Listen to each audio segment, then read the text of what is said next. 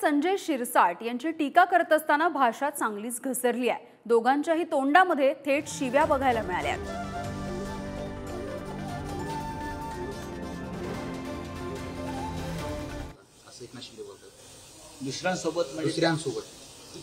तुम्ही कोणासोबत केलं?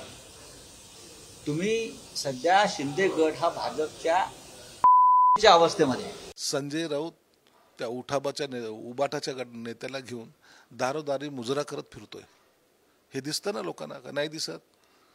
मातोश्रीवर येऊन नमस्कार करणारे लोक त्यांच्या दरवाजात यांना जाऊन नमस्कार करावं लागतं, याच्यासारखं दुर्दैव काय?